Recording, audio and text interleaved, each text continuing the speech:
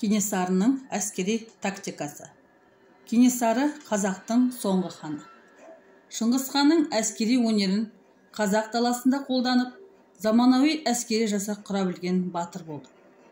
Оның әскери өнерін таныған бар қазаққа қызық болар анық. Хан Кене атасы Абылайдың жолын ұстанып, әскеріне ерекше талаппен жауынгерлер алған. Абылай заманында 5 қарулы жігітке 10 талап қойылады екен.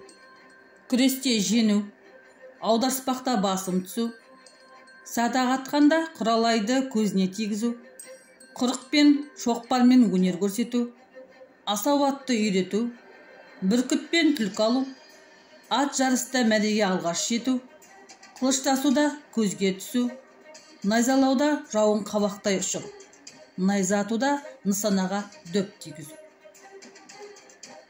Бұл талаптар Ағыбай батыр жырында жақсы айтылады. Көкшетауда Абылай алаңы дейтін қазақ үшін бір қасиетті орын бар. Осында хан Абылай тұсында жауынгерлік сайыстар жекпе-жектер өткізіліп тұрған. Кенесары 20 мың жігіттен тұратын армия құрды.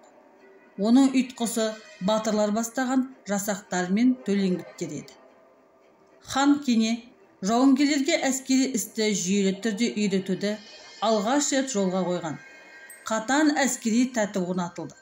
Тәртіпті бұзғандар қатан жазаланады.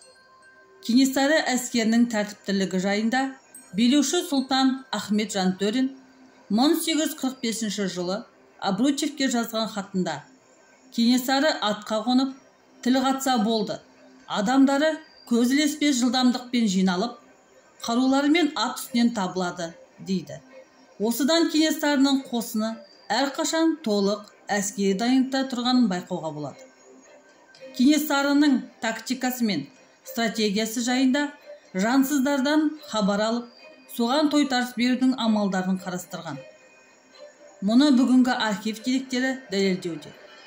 Кенесары әскері 19 ғасырға сай қаруланған. Әйтпесе, мұздай қаруланған орыс әскеріне төтеп бере алмас еді. Оның үстіне қолбасшыларынан бастап кілең жүрегінің түгі бар сайдың тасындай ерлер жиналған әскер жасақтаған. Хан Кене мылтық, винтовка, қылыш пен сүңгі сынды соғыс қаруларын Бұқар мен Хиуада соқтырған. Кенесарының жасағы мыңбасы, жүзбасы, онбасыларға бөлінген. Әрбір жүздіктің өз байрағы болған. Шайқас алдында сарбаздарын 2 қатарға сапқа тұрғызған. Ал саптың қақ ортасында жасыл жалауын желбіретіп, сарбаздарға рух беріп, Кенесарының өзі орын алады екен. Қолбасшының артынан бірнеше қатар болып, 5-10 сарбаз қарауыл есебінде тұрған. Олар Кенесарыны қорғаушылар. Қолбасшы кездейсоқ бір нәрсеге ұрынса, әлгі сарбаздар жасыл байрақты өз қолдарына алып, алға қарай ат ойлап шаба жөнелді. Сарбаздар хан Абылайдың атын атап, Абылайлап жауға шабатын болған. Кенесары әскерінің жылқылары өте жүйрік, жауға жебеде атылған аттардың шабысына көз ілеспейді. Кенесары орыс әскерінің ұрымтал тұсын жақсы білген деседі. Кенесарының әскери өнеріне Ресейден тыс шетелдіктерде қызыққанға ұқсайды. Орта Азия мен Батыс Сібір атты 1857 жылы шыққан кітаптың авторы Жихангез Томас Аткинсон Кенесары қазақтардан тамаша жауынгер жасап шығарды.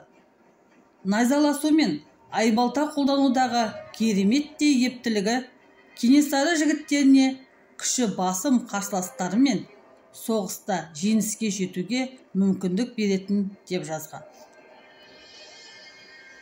Хан армиясында әскери далалық және агентуралық барлау біршама жақсы жолға қойылған. Сенімді адамдарынан арнайы барлау қызметін тағайындаған. Кенесары талантты қолбасшы ретінде түрлі соғыс тактикасын қолдана білген. Қазақтың кен даласы жылжып, орын ауыстыра ұрыс салу, соғыс жүргізу әдісін қолдануға мүмкіндік берді. Хан әскері шебер шабандоз болғандықтан, әрі жер жағдайын жақсы білгендіктен, қуғыннан жиі құтылып кететін.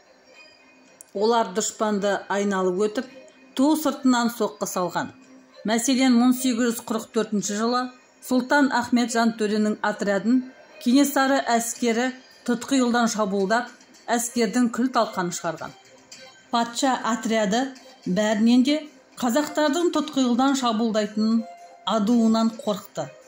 Жеке қамалдар мен бекіністерге шабуыл жасаған кезде хан Кенех жасағы шашыранды қатармен алға ұмтылып, артынша бәрі қосылып қамалды жан-жағынан қоршаған.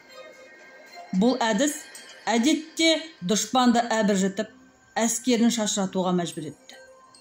Мұндай тактиканы Кенесары 1838 жылы Ақмола приказы мен Ақтау қамалына шабуыл жасаған кезде пайдаланған.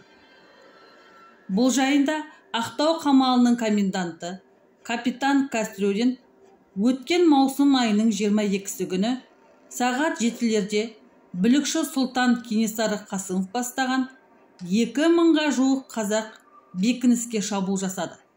Және олар шашырай шабуылдап, сағат ширегінде уақыт өткенде бекіністі қоршады деп суреттейді.